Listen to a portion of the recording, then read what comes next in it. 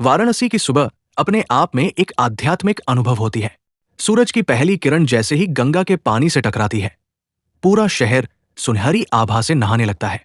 मंदिरों की घंटियां, मंगला आरती की ध्वनि और दूर दराज से आते शंखनाद एक दिव्यता का वातावरण बनाते हैं। ठीक ऐसे ही वातावरण में मंदिर की पहली सीढ़ी पर एक बुजुर्ग की छाया धीमे धीमे मंदिर की ओर बढ़ रही थी। उसके हाथ में एक पुरानी लकड़ी की झाड़ू थी और पीठ पर लटका एक कपड़े का थैला। कपड़ों से साफ था कि उन्होंने कई वर्षों से नया कुछ नहीं पहना था। सफेद धोती जो अब मिट्टी और धूप के रंग में घुल चुकी थी, और एक पतला कुर्ता जिसकी बाहें घिस चुकी थी। हरिनारायण, उम्र कोई 75 से 80 के आसपास, चेहरे पर झुर्रियां, लेकिन नजरों में एक अडिग शांति। मंदिर के मुख्य परिसर में पहुंचकर वे चुपचाप अपने झाड़ू का सहारा लेकर मंदिर के आंगन की धूल समेटने लगे। ये कोई साधारण झाड़ू नहीं थी, ये उनके जीवन की तपस्या का हिस्सा बन चुकी थी। हर दिन की तरह आज भी उन्होंने मंदिर की सीढ़ियां साफ की, मलबा हटाया, फूलों की माला जो सूख चुकी थी उन्हें एक कोने में रखा। किसी भी आने जाने वाले को परेशान न हो, इसका ध्यान रखते हुए पास से गुजरती एक महिला ने फुसफुसा कर कहा, लगता है कोई भिखारी है।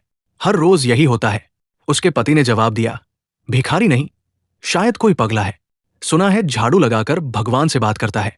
लेकिन हरिनारायण ने किसी को कुछ नहीं कहा।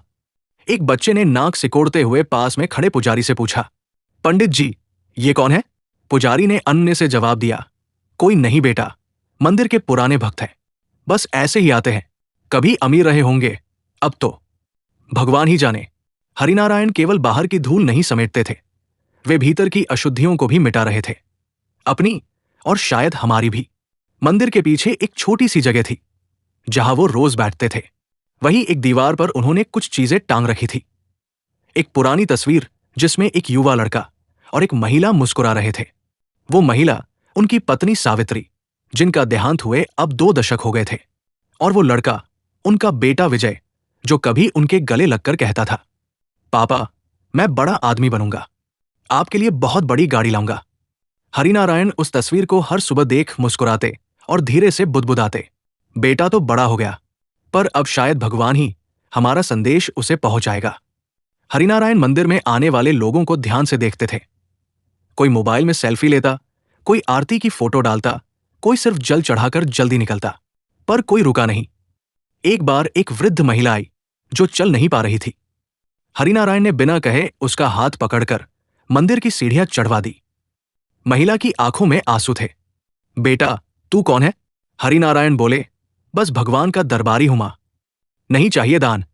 कभी कभी लोग उन्हें 5 या 10 रुपए देने की कोशिश करते, सोचते हैं कि ये कोई गरीब भिखारी है, लेकिन हरिनारायण हाथ जोड़कर मना कर देते, मैं लेने नहीं, देने आया हूं, मैं सेवा देने आया हूं। जिसे आप नहीं देख सकते वो मेरी पूजा है। एक दिन एक विदेशी महिला आई, शायद फ्रांस की होगी। वो हरिनारायण को देख काफी देर तक खड़ी रही, फिर बोली, you are doing this for God? Harinarayan ने सिर्फ मुस्कुराकर जवाब दिया, not for God, with God. उसके कैमरे में उस मुस्कुराहट की तस्वीर कैद हो गई, जो अगले महीने द सोल ऑफ इंडिया नामक डॉक्यूमेंट्री में छपी। जगह मिली, इज्जत नहीं। पुजारी अक्सर उसे दूर खड़ा कर देते, बाबा, पूजा के समय मंदिर के भीतर मत आया करो, भक्तों को भ्रम होता है। हरिनारायण चुपचाप पीछे हट जाते, लेकिन जाते नहीं। उनका एक ही उत्तर होता, मैं भगवान के लिए आया हूं, लोगों के लिए नहीं। धूल के साथ अश्रु भी। एक दिन मंदिर में एक बड़ा कार्यक्रम हुआ। बड़ी हस्तियां आई, कैमरे लगे, टीवी मीडिया आई। हरिनारायण हमेशा की तरह झाड़ू लगा रहे थे। एक रिपोर्टर ने उन्हें देखा और पूछा, बाबा, आप इतने सालों से सेवा कर रहे हैं, आपको क्या मिला? हरिनारायण मुस्कुराए, बोले, मुझे भगवान का साथ मिला, बाकी सब तो दुनिया के सौदे हैं। वही तस्वीर और वो शब्द वायरल हो गए, लेकिन लोग तब भी उन्हें पहचानने को तैयार नहीं थे।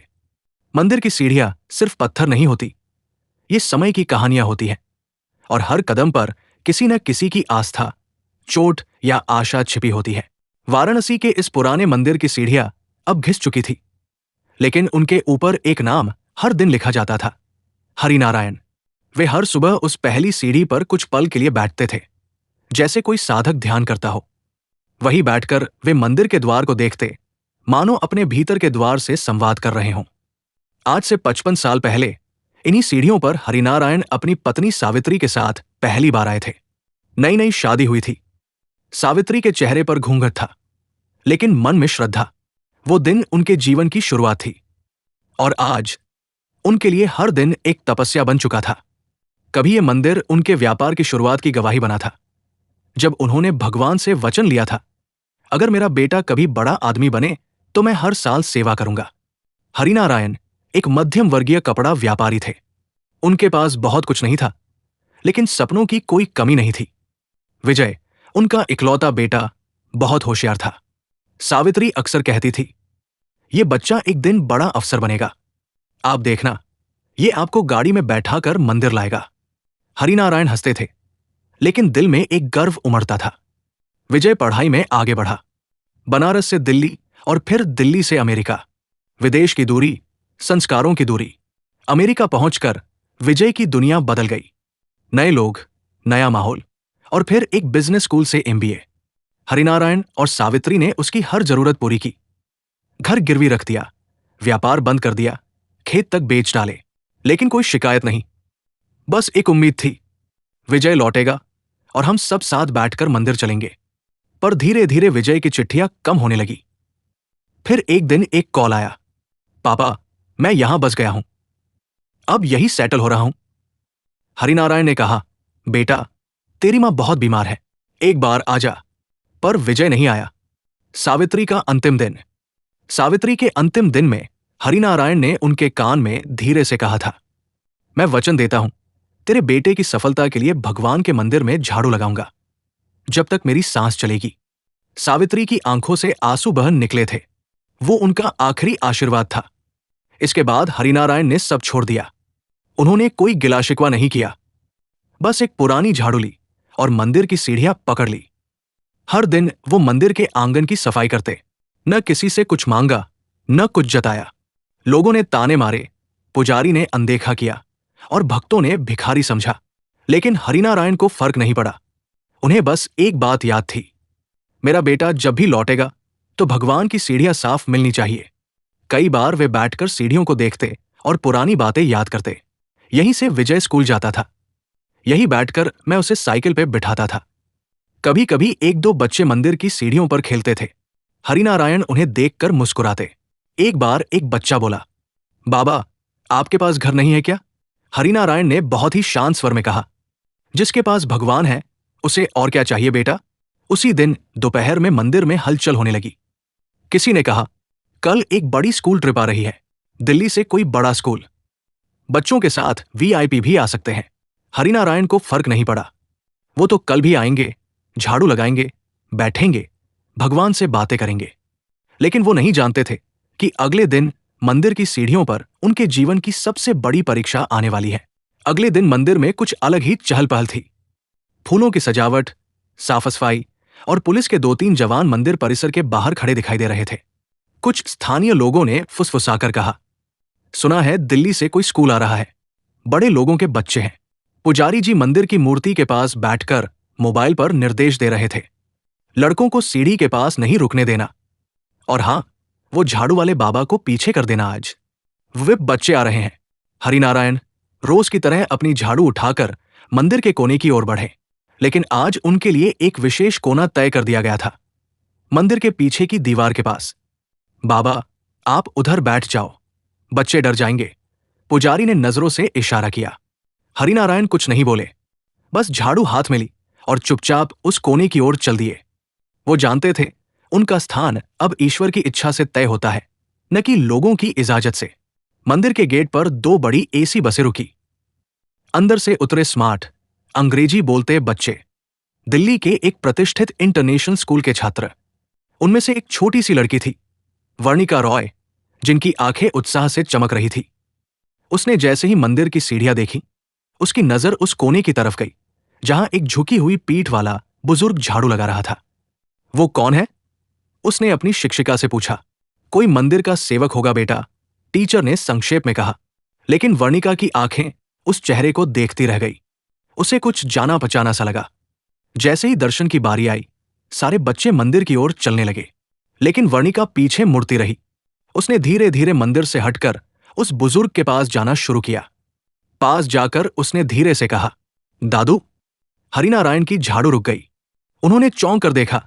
एक नन्ही सी बच्ची जिनकी आंखें उसकी स्वर्गवासी पत्नी से मिलती थी। आप मेरे दादू हो ना? पापा कहते हैं मेरे दादू नहीं रहे, पर आपके जैसी आंखें मैंने एक तस्वीर में देखी है। हरिनारायण कांपते हाथों से उसके सिर पर हाथ रखते हैं। बेटी, तू तू कौन है? मैं वर्णिका रॉय हूं। मेरे पापा का नाम विजय रॉय है। उन्होंने मुझे कभी आपके बारे में बताया नहीं, लेकिन मैं जानती हूं आप वही है। हरिनारायण की आंखों में आंसू छलक आए। उन्होंने उसे अपने सीने से लगा लिया। कई वर्षों के मौन, तिरस्कार और अकेलेपन की चट्टान अचानक दरकने लगी थी। बच्चों के साथ एक स्थानीय फोटोग्राफर मंदिर में था। उसने इस दृश्य को चुपचाप अपने कैमरे में कैद कर लिया। मंदिर में एक बच्ची और भिखारी जैसे दिखते बुजुर्ग का भावनात्मक आलिंगन, यही था उसका कैप्शन। किसी को नहीं पता था कि यह तस्वीर अगले दिन अखबारों के पहले पन्ने पर छपने वाली है। मुंबई, रॉय एंटरप्राइजेज का दफ्तर। वहीं दूसरी ओर मुंबई में विजय रॉय अपने 68वीं मंजिल के ऑफिस में बैठा विदेशी क्लाइंट से वर्चुअल मीटिंग कर रहा था। टेबल पर आईपैड, सामने 3 स्क्रीन और पीछे बैठा निजी सहायक। सब कुछ 21वीं सदी की भव्यता। लेकिन उसी मीटिंग के दौरान उसकी बेटी का स्कूल से एक इमरजेंसी कॉल आता है। सर, आपकी बेटी वाराणसी में ट्रिप के दौरान मंदिर में किसी वृद्ध से लिपट गई और बोल रही थी कि वो उसके दादाजी हैं। कुछ मीडिया वालों ने तस्वीरें भी खींची है। विजय के चेहरे की रंगत उड़ गई। दादाजी? पर मेरे पिता। वो वाक्य अधूरा ही रह गया, जिसे दुनिया ने भुला दिया था। हरिनारायण मंदिर के कोने में अब भी चुपचाप बैठे थे। वर्णिका का हाथ उन्होंने तब तक नहीं छोड़ा था। वो जान गए थे भगवान ने उनकी वर्षों की सेवा का उत्तर भेज दिया है। बेटे की बेटी वही दया और वही ममता लिए उनके पास आई थी। उसी समय मंदिर का पुजारी आया और कहा, बाबा, बच्ची आपके साथ क्यों बैठी है? दूर रखिए इसे। लेकिन पहली बार हरिनारायण की आंखों में दृढ़ता थी। ये मेरी पोती है। अगले ही पल मंदिर की खामोशी टूट गई। रोल्स रॉयस गाड़ी के आते ही मंदिर के मुख्य द्वार पर लोग जुटने लगे थे। चमचमाती काली गाड़ी, साइड में गार्ड, और दरवाजा खोलते ही एक सूट बूट वाला युवक बाहर निकला, विजय रॉय। लोगों ने एक दूसरे से फुसफुसाते हुए कहा, अरे, ये तो वही अरबती बिजनेसमैन है ना? क्या बात है, ये मंदिर क्यों आया? और तभी मंदिर के कोने में बैठा वो वृद्ध हरिनारायण अचानक सबके आकर्षण का केंद्र बन गया। दादू, देखो पापा आ गए।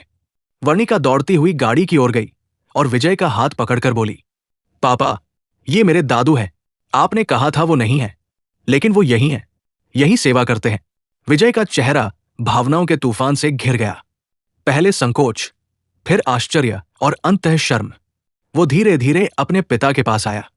ये मेरे पिता है। हरिनारायण उठने की कोशिश करने लगे, लेकिन उनकी आंखें नम थी, शरीर कांप रहा था। विजय उनके सामने झुक गया। पापा, मैं शर्मिंदा हूं।